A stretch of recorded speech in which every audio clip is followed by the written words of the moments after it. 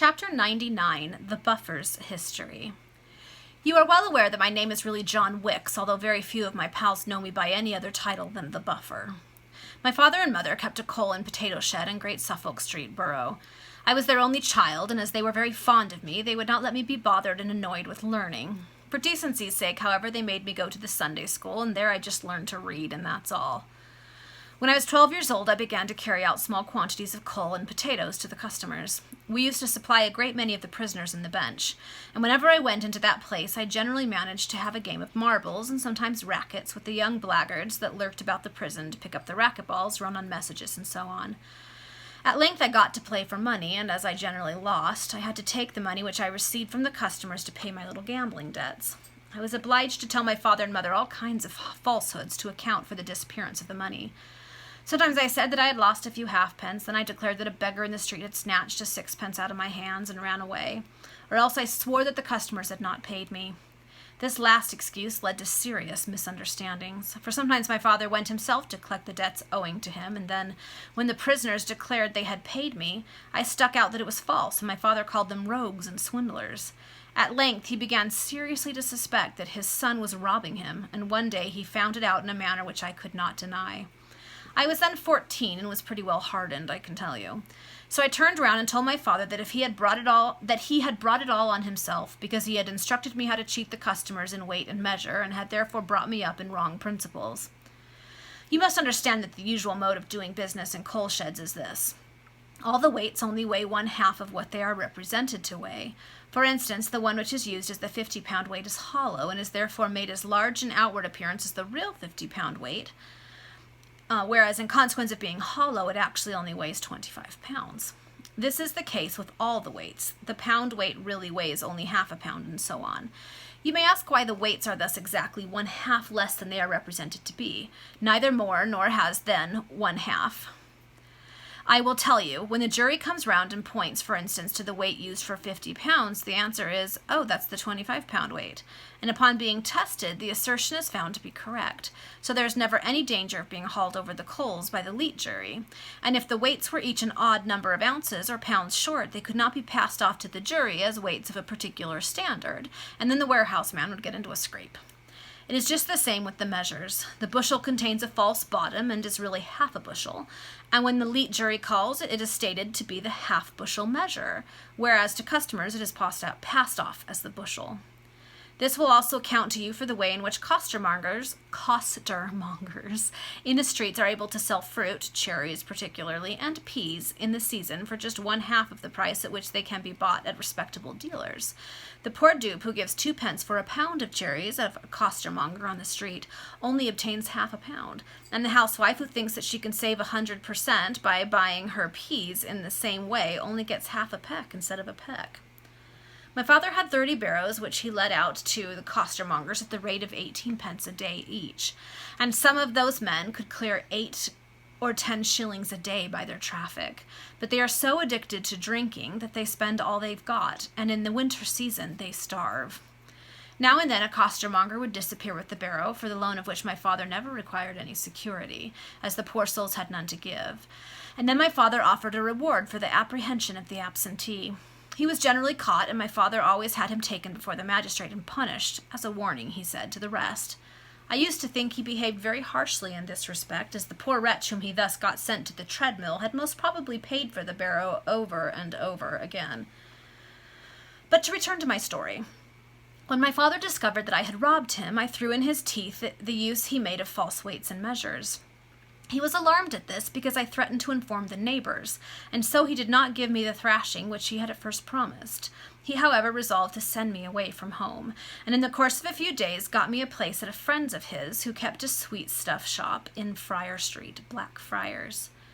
There I was initiated into all the mysteries of that trade. I found that the white sugar articles were all largely adulterated with plaster of Paris, and that immediately accounted to me for the pernicious, often fatal effects produced by this kind of trash upon children. If parents who really care for their children were only commonly prudent, they would never allow them to eat any white sugar sweet stuff at all. Then I discovered that the articles passed off as burnt almonds really contained the kernels of fruits, for the kitchen maids in wealthy families and hotels collect and sell the stones of peaches, apricots, and nectarines eaten at the dinner tables of their masters as regularly as cooks dispose of their bones and grease. In fact, the most deleterious ingredients enter into the composition of sweet stuff. The sugar refiners sell all their scum to the sweet stuff makers, and this scum is composed of the lime, alum, bullock's blood, charcoal, acetate of soda, and other things used for fining sugar. Oxide of lead is also mixed with the small portions of sugar used in making sweet stuff, and thus you may perceive what filthy and poisonous substances are given to children in the shape of sugar plums. I hope that I do not weary you with this description, and if you should be surprised that I can now recollect the chemical names of the ingredients used, I must tell you that I went so often to the sugar refiners and to the chemists for my master that I soon became familiar with everything at all relating to the business. I now come to more interesting matters. I had been with my master about 6 years and was then going on for 21 when my father died. My mother sent for me home to help her in the business, and I now had the command of money. The taste for gambling which I had imbibed in my boyhood returned with additional force, and I sought every opportunity of gratifying my inclination in this respect. I frequented a notorious public house on Suffolk Street, where gaming was carried on to a great extent, and my ill luck seemed unvaried. My mother did all she could to check the progress of this infatuation, but it was invincible, and in the course of 3 years I had completely ruined both my mother and myself. An execution was put into the house for rent, and my mother died of a broken heart. I shed a few tears, and then looked around me for some occupation. One of the persons who frequented the public house in Suffolk Street offered to recommend me to a friend of his who kept an auction room in the city.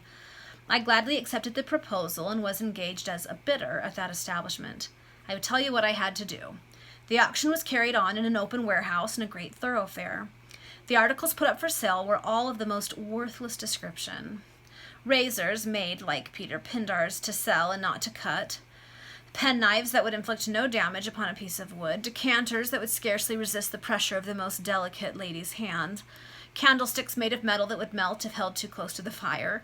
Urns that sprang a leak the moment hot water was poured into them. Watches that were never known to go beyond the first 24 hours.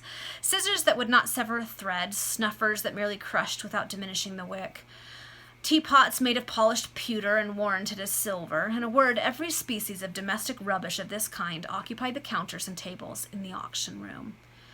Myself and 3 others were hired as bidders. Our duty was to offer a price for every article put up and buy it in if it appeared likely to go to a stranger at too low a price, although indeed few prices were too low for the articles on which they were put. Then, when a greenhorn entered the mart, we were to puff off the articles amongst ourselves in his hearing, never talking to him, but talking at him. The master was perched up behind a high desk, using his hammer with exemplary alacrity, and knocking down article after article to the flat that came in and bid. Sometimes the dupes would come back the following day and demand the return of their money, as they had ascertained that the goods for which they had parted with were worthless. It was then our duty to hustle such obstreperous claimants, bonnet them, or in extreme cases knock them down, and then give them into custody for creating a disturbance. In this situation I remained for 3 years. The master was very good to us and gave us a present every time he effected large sales by our means. One afternoon an elderly gentleman entered the mart and stood bidding for some cut decanters. They had been invoiced to the proprietor of the establishment for 6 shillings, and the lowest price at which they were to be knocked down was £2.10. The bidding was rather slow, and I retreated a pace or 2 behind the old gentleman to avoid having the appearance of being anxious to make myself conspicuous. In that position I observed the corner of a red pocketbook peeking out of his coat tail. I glanced around. No one noticed me, and in a moment I abstracted the inviting object. This was the first theft I ever committed, and bad as I already was, the moment I had that pocketbook safe in my possession, I would have given the world for it to have been back again in its former place. The deed was, however, done, and I evaporated from the auction mart with the rapidity of thought. I was not such an idiot as to return to my lodgings, but I hastened into the vicinity of Smithfield and entered a public house in Chick Lane. The parlor, a little slip with a single window looking upon the street, was fortunately empty, and I immediately examined my treasure. And true enough, it was a treasure. It contained £800 in Bank of England notes, together with bills of exchange to the amount of 3,000. There were also letters and cards of address which showed me who the old gentleman was. He was a rich landholder in the county of Hants. I enclosed the bills of exchange and the letters in a sheet of paper and returned them through the post to their owner. The bank notes I kept, but I was now at a loss how to act, for I fancied that if the notes had been stopped, there would be danger in attempting to pass them. After I had put the letter in the post, I returned to the public house in Chick Lane and meditated upon the best course to pursue. While I was sitting in the parlor over a glass of brandy and water, pondering upon this very difficult matter, a man entered, sat down, called for some liquor, and got into conversation with me. By degrees we grew confidential, and he let me know that he was a member of the swell mob. I opened my heart to him, and he immediately offered to take me to a place where I could change my notes. I thankfully accepted his proposal, and he led me into Field Lane. There he entered a shop where they sold salt fish, herrings, haddocks, and oysters. He asked a dirty-looking girl if Israel Moses was at home, and receiving an affirmative answer, led the way up a narrow, dark, and dirty staircase to a room where an old man, with a face almost completely concealed by grizzly white hair, was sitting at a table covered with papers. My guide immediately communicated to him the object of my visit, and the old man questioned me closely relative to the way in which I had obtained the notes. My companion advised me to tell him the exact truth, which I did, and the man then offered me 600 pounds in gold for my 800 pounds worth of notes. He explained to me that he should be compelled to send them to his agents in Paris, Hamburg, and Amsterdam to get rid of them, and that he could therefore afford to give me no more. I accepted his proposal, received the gold, and departed, accompanied by my new friend, who was no other than Dick Flarer. I made him a handsome present for his counsel and assistance, and was about to part from him when he told me that I had better take care of myself for a few days, until the hue and cry concerning the pocketbook should be over. He asked me to accompany him to his lodgings in Castle Street, Saffron Hill. I agreed, and there I first met his sister Mary. In the evening, Dick went out to ascertain, as he said, how the wind blew. He came back at a late hour and brought me a copy of a handbill that had been printed and circulated, which gave not only a full description of the robbery, but also a most painfully accurate account of my person. Dick assured me that I was not safe in his lodgings, as he himself was a suspicious character in the neighborhood, and he advised me to hide myself in a certain house which he knew in Chick Lane.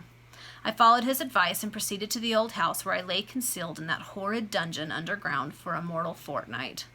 Mary brought me my food every other day, and she gave me information of what was going on outside. She told me that the newspapers had published an account of the return of the bills of exchange and letters by post, and that the same organ stated that the old gentleman who had been robbed was unwilling to proceed any farther on that very account. At length Dick came himself and assured me that I might leave the dungeon, but that it would be better for me to remain quiet in some snug place for a few weeks. I proposed to him a trip into the country. He agreed, and Mary accompanied us. We went down to Canterbury and took lodgings on the Herne Bay Road, close by the barracks. Dick and I used to visit all the neighboring towns and see what we could pick up. But we led a jovial life, spending much more than we got, and thus making desperate inroads into my funds. My old habits of gambling returned, and the gold which I had received from the old man was disappearing very rapidly. We had left London for upwards of 8 months when we thought of returning to our old haunts.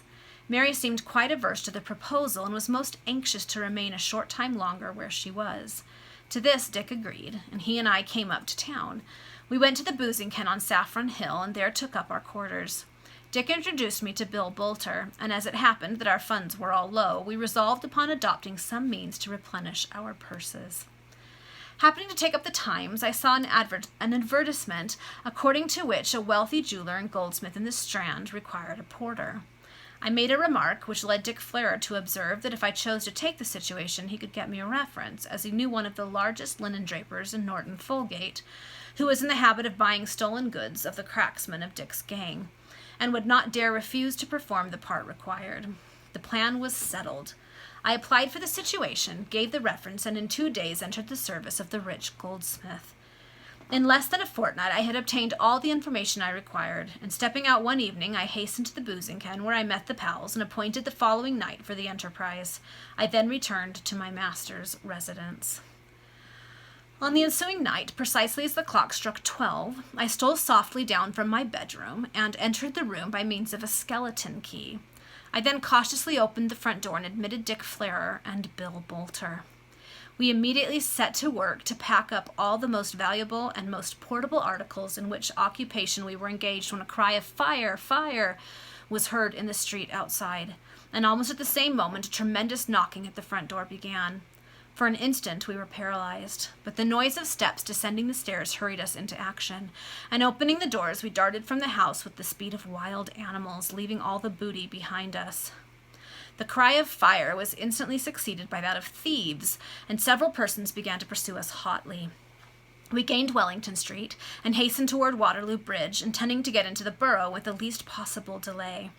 On we went through the great gate without waiting to pay the toll at the entrance of the footway, the pursuers gaining upon us. Suddenly I recollected that the cornice along the outside of the parapet was very wide, and without hesitating a moment I sprang over the parapet, alighted on the cornice, and only saved myself from falling into the river by catching hold of the gas pipe which runs along the outer side of the bridge. Scarcely had I thus accomplished a most dangerous feat, when I distinctly saw a man, a few yards ahead, mount the parapet and precipitate himself into the river. Then arose the sounds of voices on the bridge crying, "He is over, he has leaped in, he will be drowned. They have all three escaped, but where the devil could the other two have got to?" and such like exclamations, which convinced me that my companions were safe. There I remained, a prey to 1,000 painful recollections and horrid ideas for upwards of an hour, till at length I grew so dizzy that I was every moment on the point of falling into the river. The bridge was now completely silent, and I ventured to leave my hiding place. I passed over the bridge to the Surrey side without molestation, and proceeded by a circuitous route to the old house in Chick Lane, where, to my astonishment, I found Bill Boulter.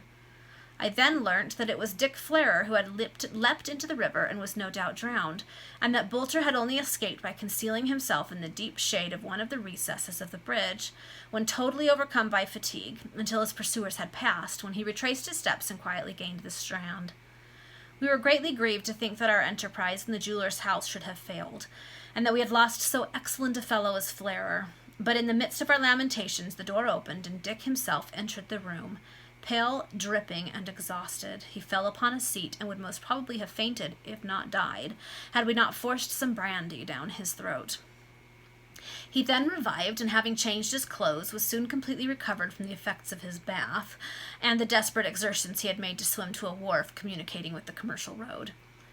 We stayed for the remainder of the night at the old house, and on the following morning Dick Flarer went up to the boozing ken, where he procured a newspaper.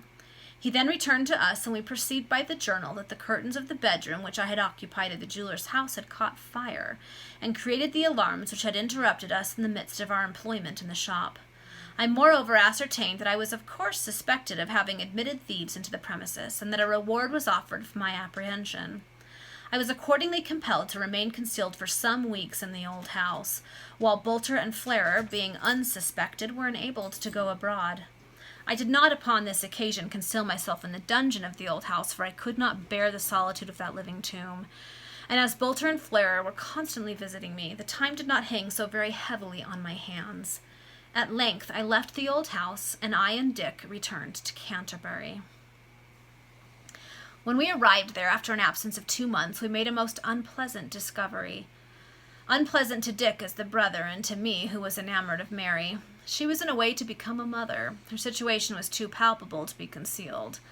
Dick flew into a most ungovernable rage, and Mary tried to deny it, but the fact was glaring, and she was obliged to confess that she had been seduced by a sergeant of the regiment stationed at Canterbury. Her attachment to that man, and the hope that he would do her justice, were the reasons that had induced her to remain in Canterbury. But when we went to London, that had induced her to remain at Canterbury when we went to London. The sergeant had recently treated her with neglect and indifference, and she longed for revenge. Dick and I swore that she should have it. She told us that the sergeant was very fond of angling, and that every morning early he indulged in his favorite sport in the River Stour, which flowed close by the barracks. Next morning Dick and I went down to the river, and there we saw the sergeant preparing his tackle. From the description we had received of him, we knew him to be the man we wanted, but there was a large watermill close by, and we dared not attack him in a spot that was so overlooked. We accordingly returned home and consulted together how we should proceed. At length we resolved that Mary should endeavor to get him to grant her an interview on the banks of the river. She sent him a note saying that she was to leave Canterbury in a few days, and that she wished to see him once more. She concluded by begging him to meet her that evening or the next between 9 and 10 o'clock close by the bridge of Kingsford Watermill. He consented and appointed the evening of the next day for the interview. The hour drew nigh, and Mary went to the place agreed upon.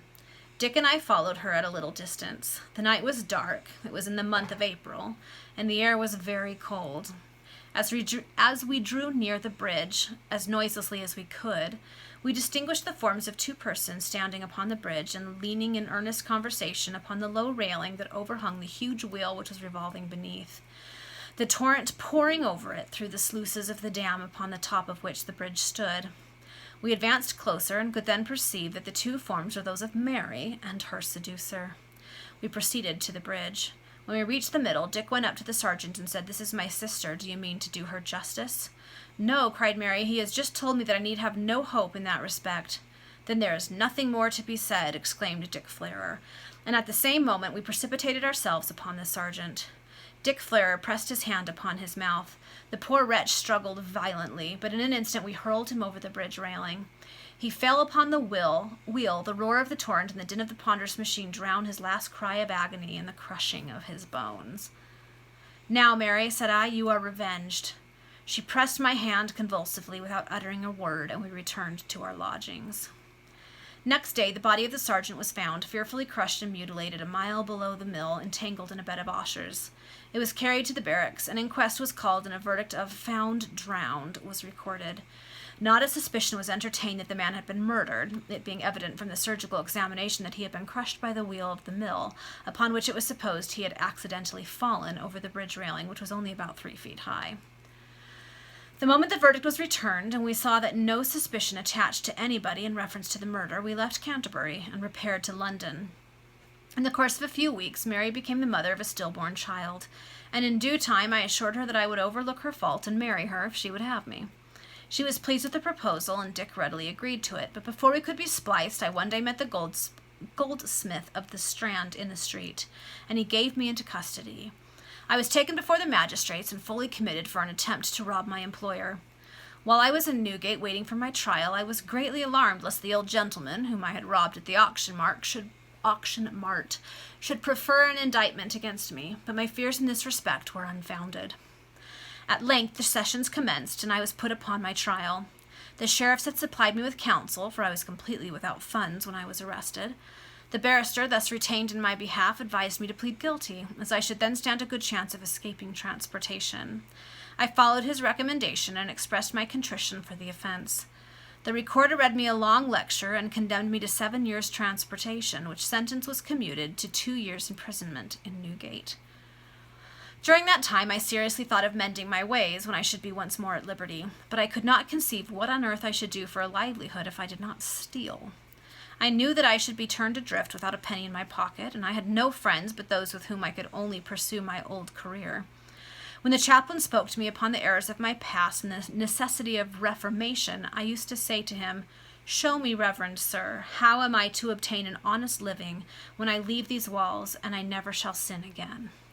But he always gave an evasive reply. In fact, what could he say? If he had required a manservant, a groom, an errand boy, a menial scrub to black his boots and brush his clothes, would he have taken me? No. If he had known any friend who wanted a man to take care of his hounds, never enter his house, but sleep in the kennels with the dogs, would the chaplain have recommended me? No. If the governor of Newgate had needed a man to sweep the dirt away from the front of the prison, would the reverend gentleman have spoken a kind word in favor of me? No. Of what use, then, is it for these jail chaplains to preach penitence and reformation when by their very actions they say, "We do not believe that you can possibly change for the better"? Of what benefit is it for these salaried moralists to declaim upon the advantages of a virtuous course, when they know perfectly well that the old maxim is invariably correct, "Give a dog a bad name and hang him"? Virtue must be fed, but virtue, upon leaving the walls of a criminal prison, can obtain no food. Must virtue then die of starvation? Human nature revolts against this self-destruction, this systematic suicide, and sooner than submit to it, virtue will allow itself to be changed by circumstances into vice. Virtue in this case has no option but to become vice. I often thought when I was in prison that if there was a workshop established by the government to receive persons whom the criminal jails daily vomit back upon society, many a miserable creature would in reality reform and be saved from a replunge into the sea of crime. But all that the government does is to punish. I mentioned those thoughts to the chaplain, and what did he say? He endeavored to get rid of the necessity of giving a derisive opinion by throwing himself headlong into a massive argument and reasoning, half religious and half political, which I could not understand. Thus do those men invariably extricate themselves from perplexing topics. In my opinion, there is no mockery more abominable, no hypocrisy more contemptible, no morality more baseless than the attributes of a jail chaplain.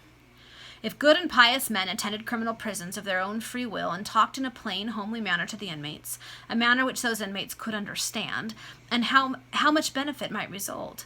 But when you think that the chaplain only troubles himself about you because he is paid, that he doles out his doctrine in proportion to the income which he receives, and that he says the same to you today which he said to another yesterday and will say to a third tomorrow, his office is mean, contemptible, and degrading.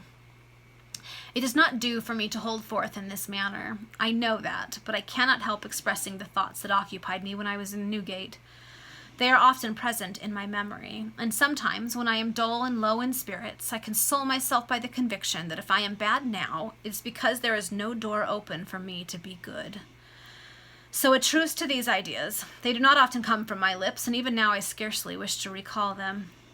Well, I passed my 2 years in Newgate, and when I was released, I stood still by the lamp-post at the top of the Old Bailey, thinking which way I should go. I had not a penny in my pocket, and I knew that in the course of a few hours I should be hungry. As true as I am sitting here, tears rolled down my cheeks as I contemplated the necessity of returning to my old pursuits. Yes, burning tears, tears of agony, such tears as I never shed before and shall never shed again. Suddenly a thought struck me. I would go to the workhouse. The idea consoled me, and fearful lest my good intentions should grow cold, I turned back past the door of Newgate again and directed my steps down the Old Bailey toward Blackfriars Bridge. In the course of an hour, I knocked at the door of the workhouse with an order for admission from the overseer. It was about 12 o'clock in the day when I entered the workhouse. The porter conducted me into the office, where the master took down my name and age, etc. He then sent me to the bathroom, where I was cleansed. When I came from the bath, I put on the coarse linen, gray suit, and thick shoes which constitute the workhouse garb, the livery of poverty. The dress differed but little from the one I had worn in Newgate, so small is the distinction in this blessed country between a felon and a pauper. My old clothes were put up together in a bundle, labeled with my name, and conveyed to the storeroom, to be returned to me when I chose to leave the place. As soon as I was dressed, I was allotted to the able-bodied men's department of the workhouse. We had only 5 ounces of cooked meat and 5 ounces of bacon in the shape of animal food in the course of each week. And yet we had to work to keep the grounds in order, to do various jobs in the establishment, and to pick 4 pounds of oakum each every day, the Sabbath excepted. Felons are better off, for in the prison one has more meat, more bread, and more gruel, which is certainly nourishing, than in the workhouse. We had nothing to drink with our dinners and suppers but water, and of that they could not very well stint us because it cost nothing. The able-bodied women had much less than the able-bodied men. The infirm paupers had each 1 ounce of tea and 7 ounces of sugar weekly instead of gruel for breakfast. Fancy 1 ounce of tea for 7 meals. We were divided into messes or tables of 10 each, and each mess elected a carver. The duty of the carver was to go to the kitchen and fetch the provisions allotted to the individuals at his particular table, and then to distribute it in equal portions. What fighting and wrangling always took place at meal times. On meat days, one had too much fat, and another's morsel was too underdone. On bacon days, one had too much lean, and another had the rind given to him. Then one declared that he had been cheated out of a potato, and so on. It was a scene of perpetual selfishness, of human beings quarreling for a crumb, but who can wonder? A potato or a cubic inch of bread was a considerable portion of a meal, and where all were ravenous, who could afford to lose even a potato or a crumb? It is too frequently the habit to throw the blame of the diabolical nature of some of the clauses of the New Poor Law upon the masters of workhouses, whereas the whole vituperation should be leveled against the guardians who issue the dietary tables, from the conditions of which the masters dare not deviate. We had no doubt that there are many masters of workhouses who are humane and kind-hearted men. Indeed, having inspected several of those establishments for the purpose of collecting information to aid us in the episode to which this note is appended. So this is the author now interjecting a little bit.